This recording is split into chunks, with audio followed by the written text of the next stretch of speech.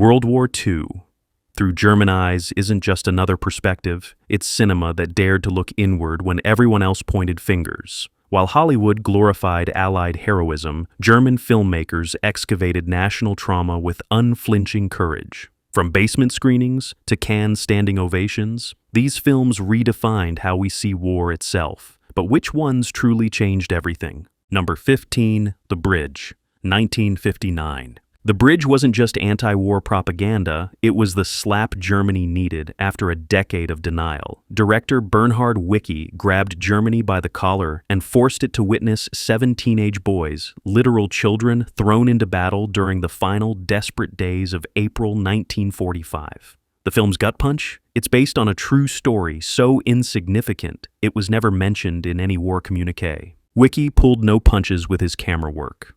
When those boys die one by one defending a meaningless bridge, you're watching Germany's lost generation bleed out in real time. The film broke rules by refusing to glorify death or courage. Instead, it shows how Nazi fanaticism consumed Germany's youth like kindling. Critics were floored by its raw power. The New York Times called it one of the most effective anti-war films ever made.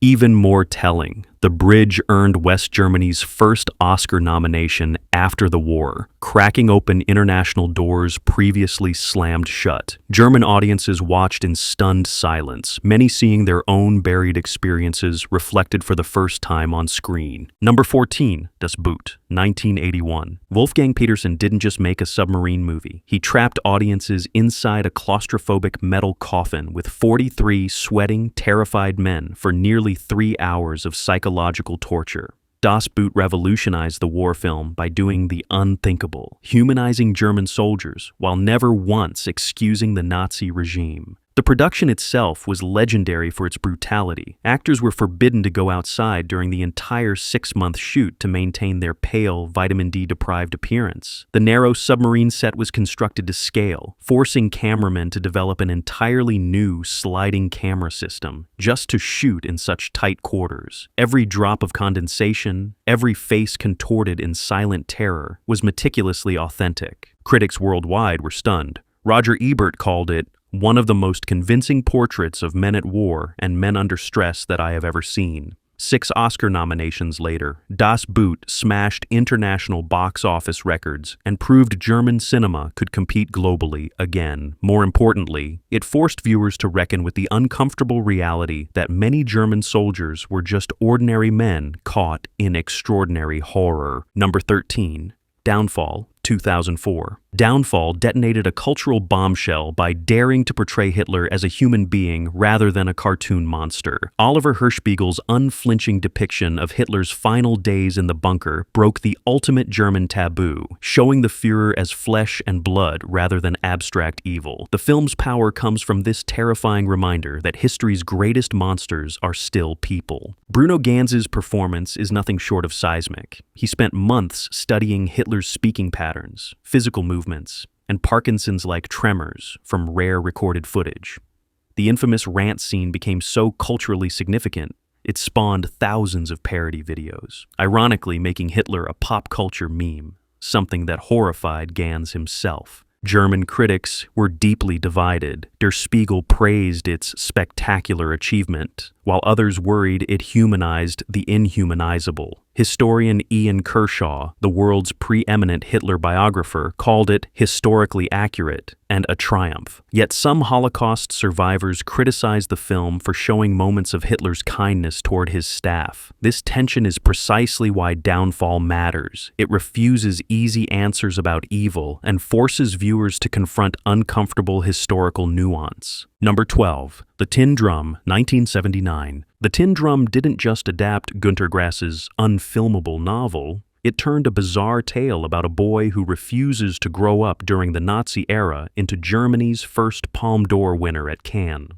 Director Volker Schlöndorff embraced the novel's magical realism and dark absurdity to create something Germany had never seen before, a surrealist nightmare about the nation's collective psychological break. The film's protagonist, Oscar, is a willful 3-year-old who deliberately stops growing when Hitler rises to power, observing the madness of Nazism through a child's unblinking eyes while drumming maniacally on his tin drum. His glass-shattering scream becomes both metaphor and weapon against the adult world's insanity. When the film showed Nazis as ridiculous rather than imposing, German audiences were stunned by this new permission to laugh at their darkest chapter. Critics worldwide hailed it as a masterpiece, though its unflinching scenes of sexuality and violence led to it being banned in several countries. In Oklahoma, the film was actually seized as child pornography in 1997, nearly 2 decades after winning the Academy Award for Best Foreign Language Film. The Tin Drum's revolutionary approach proved that addressing national trauma required new cinematic languages altogether. Number 11. The Marriage of Maria Braun, 1979. Rainer Werner Fassbinder didn't just make a period piece about post-war Germany. He created a scathing metaphor for the country's economic miracle through one woman's ruthless rise. Maria Braun, whose war bride marriage lasts half a day before her husband is sent to the front, becomes a survivor who sleeps, schemes, and sacrifices her way to prosperity in the ruins of defeated Germany. Fassbinder uses Maria's moral compromises as Germany's own, suggesting the economic miracle was built on buried guilt and American money. The film's explosive ending literally blows up the facade of West German prosperity. Hannah Scheigele's career-defining performance as Maria balances cold calculation with moments of devastating vulnerability, creating a character both sympathetic and monstrous. Critics recognized it instantly as the crowning achievement of New German cinema. The New Yorker called it a masterpiece that took Germany's post-war history and condensed it into one woman's body and soul. The film grossed over $7 million internationally, astronomical for a foreign film in 1979, and cemented Fassbinder's reputation shortly before his untimely death at 37. Its unflinching portrait of Germany's post-war corruption beneath economic prosperity still stings today. Number 10, Cross of Iron, 1977. Cross of Iron didn't just flip the script on World War II films. It took a Hollywood director, Sam Peckinpah, and let him make a German war film that openly sympathized with Wehrmacht soldiers while condemning their aristocratic officers. Set on the Eastern Front, it follows battle-hardened Sergeant Steiner, James Coburn, fighting for survival while his glory-seeking Prussian commander pursues medals at the cost of his men's lives. Peckinpah brought his trademark balletic violence to the Eastern Front's meat grinder. Filmed in Yugoslavia with limited budget, the production was chaotic. Peckinpah reportedly showed up drunk on set, Coburn mediated disputes, and money ran out before filming completed. Yet this chaos infused the film with raw authenticity that bigger productions lacked. Orson Welles called it the best war film he had seen about the ordinary enlisted man since All Quiet on the Western Front. While it flopped in America, it was embraced in Germany and became a massive hit in Soviet Russia of all places. Cross of Iron's lasting impact comes from its radical inversion, portraying German frontline soldiers as victims of both Nazi ideology and class warfare while never excusing the invasion itself. The film's final line became legendary. "I'll say one thing for the Russians. They know who the real enemy is." Number 9, Stalingrad, 1993. Stalingrad dropped viewers into hell without a parachute. Director Joseph Vilsmeier recreated the most devastating battle in human history with such visceral intensity that German audiences left theaters shell-shocked. Following a unit from the beaches of Italy to the frozen apocalypse of Stalingrad, the film charts their transformation from confident warriors to hollow-eyed wraiths trapped in Stalin's meat grinder. Unlike American war films, Stalingrad refuses heroic deaths or meaningful sacrifices. When soldiers die, they just die, often ignobly, from dysentery, frostbite, or starvation. The production spared no expense recreating winter combat conditions so brutal that real Wehrmacht soldiers had to use dead horses as windbreaks. Actors endured sub-zero filming in Finland and Czech Republic to capture the authentic thousand-yard stares of men who know they're already dead. Critics praised its unflinching realism. Empire magazine called it the German answer to Platoon, while German reviews noted how it finally addressed the Eastern Front without excuses or nostalgia. The film's power comes from showing the gradual moral and physical destruction of ordinary men caught in a genocidal war they can't comprehend.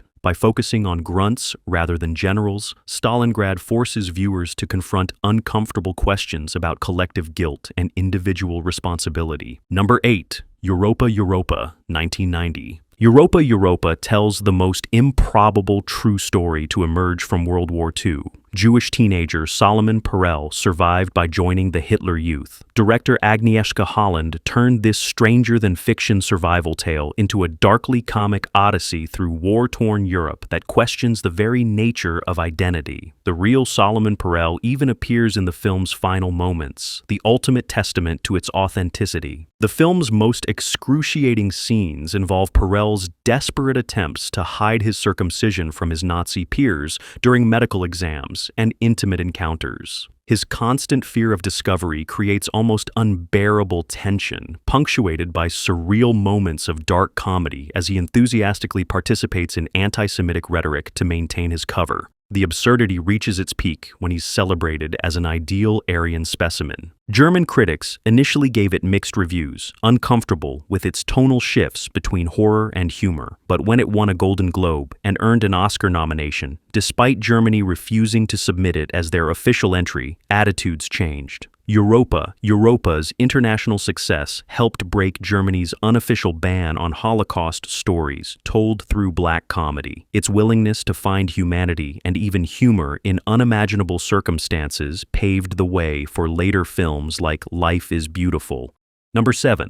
The Murderers Are Among Us, 1946. The Murderers Are Among Us wasn't just Germany's first post-war film. It was made in the actual rubble of Berlin while bodies were still being recovered. Director Wolfgang Staude, who had refused to make propaganda for Goebbels, created German cinema's Year Zero with limited equipment, unreliable electricity, and actors still traumatized by the war. The film's power comes from its immediacy. Those aren't sets, that's the actual devastated Berlin. The story follows a surgeon-turned-alcoholic, haunted by his wartime experiences, who encounters his former captain living prosperously, unpunished, for ordering the massacre of Polish civilians on Christmas Day. When the doctor decides to assassinate him, the film confronts its still-smoking ruins audience with the thorniest question possible. Is vigilante justice the answer to unpunished war crimes? Soviet authorities, who controlled the DIFA film studio, initially demanded the doctor succeed in his revenge killing. Staude fought back, insisting the film advocate justice through courts, not murder.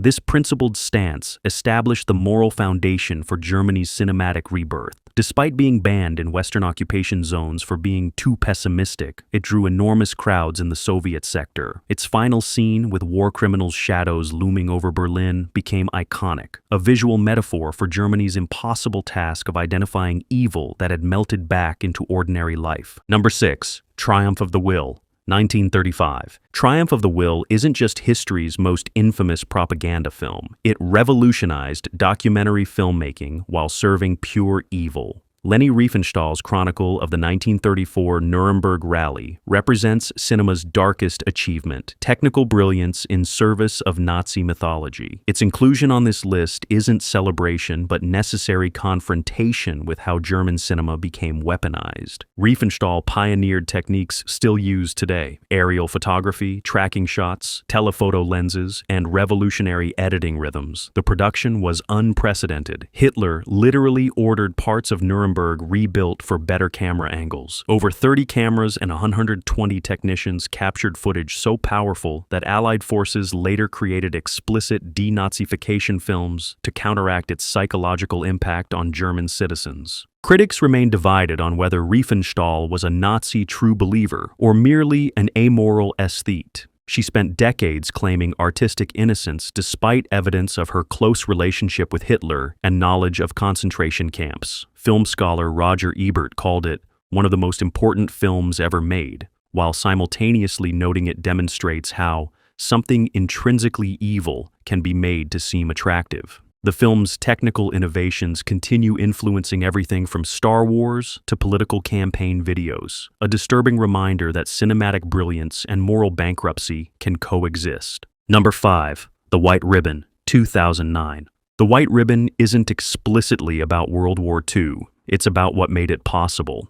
Michael Haneke's chilling masterpiece depicts a northern German village in 1913-14, where mysterious acts of ritualistic violence reveal the authoritarian rot festering beneath Germany's respectable Protestant surface. Shot in stark black and white, it suggests Nazism didn't appear from nowhere, but emerged from Germany's existing cultural darkness. Haneke's methodical direction creates unbearable tension through what's not shown. Children are abused behind closed doors, a disabled boy is tortured off-screen, and the village's rigid patriarchal order crushes any individuality. The white ribbons themselves, supposedly symbols of purity, become markers of control and shame. Most disturbingly, the film strongly implies the village children are perpetrating the violence, suggesting the generation that would later embrace Hitler was already morally malformed. Critics hailed it as a masterpiece. The White Ribbon won the Palme d'Or at Cannes and earned Oscar nominations for Best Foreign Language Film and Best Cinematography. German audiences were deeply unsettled by its suggestion that Nazism's seeds were planted long before Hitler's rise. Haneke himself said, "The film is about the origin of every type of terrorism, be it of political or religious nature." Its unflinching examination of how authoritarianism takes root in children through ritualized humiliation offers disturbing parallels to contemporary extremism. Number 4.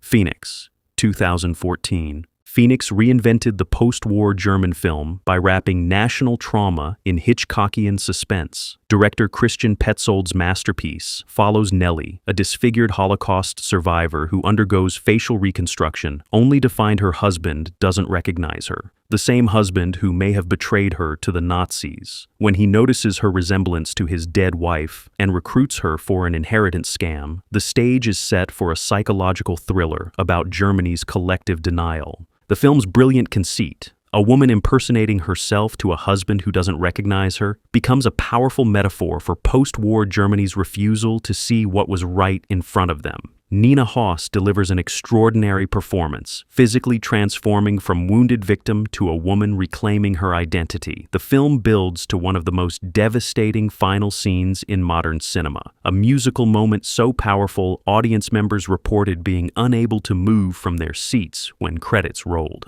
Critics worldwide were mesmerized. The Guardian called it a powerful metaphor for post-war German guilt and identity crisis. Phoenix marked a new phase in German cinema's reckoning with its past, less interested in documenting what happened than examining the psychological mechanisms that allowed Germans to live with themselves afterward. Its noir-inspired aesthetics proved Holocaust cinema could still find new, gripping languages to address seemingly exhausted subject matter. Number 3. Germany Year Zero, 1948. Germany Year Zero isn't technically a German film. Italian neorealist master Roberto Rossellini shot it in Berlin's ruins, but it captures Germany's post-war devastation with documentary-like immediacy no domestic filmmaker could match at the time. Following 12-year-old Edmund through bombed-out streets as he tries to support his family through increasingly desperate means, the film confronts the moral collapse left in Nazism's wake. Rossellini used non-professional actors and shot on location in sectors still devastated by Allied bombing. The film's most shocking aspect is its refusal to sentimentalize childhood. Edmund becomes corrupted by Nazi ideology he's absorbed, ultimately poisoning his sick father after a former teacher convinces him it's merciful to eliminate the weak. The film's devastating finale shows how thoroughly Nazism had poisoned even children's minds. Contemporary German audiences largely rejected the film, finding its portrayal too harsh during their daily struggle for survival. International critics recognized its brilliance, though many found it almost unbearably bleak. Today, it's considered a cornerstone of neo-realist cinema and one of the most important documents of immediate post-war German society. What makes Germany Year Zero revolutionary is its insistence that rebuilding physical structures would be easier than reconstructing German moral identity after systematic corruption. Number 2. The Lives of Others.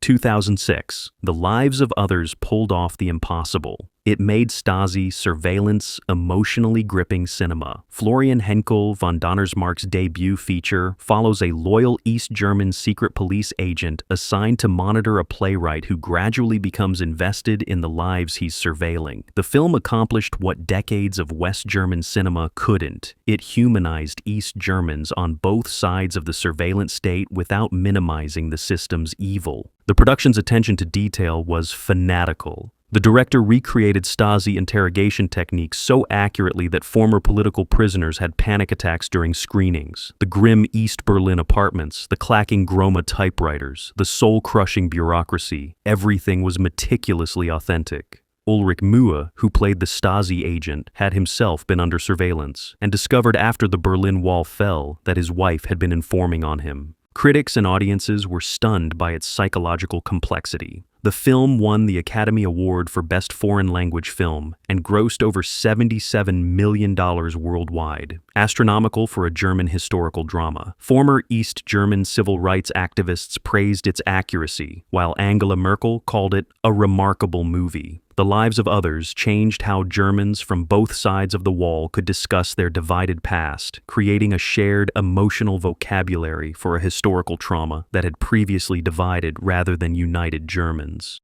Number 1. Come and See, 1985. Come and See isn't technically German, it's Soviet Belarusian, but no film has ever captured the Eastern Front's nightmarish reality like Elem Klimov's masterpiece. Following teenage Flyora through Nazi-occupied Belarus, it confronts viewers with the true nature of Germany's war in the East, a deliberate campaign of genocidal slaughter against civilian populations. For German cinema, this Soviet film became the impossible standard against which all Eastern Front depictions would be measured. Klimov's approach was revolutionary. He used surrealist techniques to capture psychological truth rather than literal reality. Sound distorts to mimic shell shock. The camera pushes unnaturally close to faces transformed by terror. The 15-year-old protagonist visibly ages decades during the film, his hair turning gray from trauma. Most shockingly, the film used live ammunition during battle scenes, with bullets flying just centimeters from actors' heads. When finally screened in reunified Germany in the 1990s, it devastated audiences accustomed to more sanitized war depictions. German critic Georg Sieslin called it the film that makes all other war films impossible. Its unflinching portrayal of Wehrmacht and SS atrocities forced German viewers to confront the reality their ancestors had either participated in or supported. The film's most harrowing sequence, the methodical burning alive of an entire village's population locked inside a church, was based on just one of 628 Belarusian villages destroyed with their inhabitants. Come and See's unmatched power comes from making genocide visceral rather than statistical. So, which German World War II film truly changed cinema forever?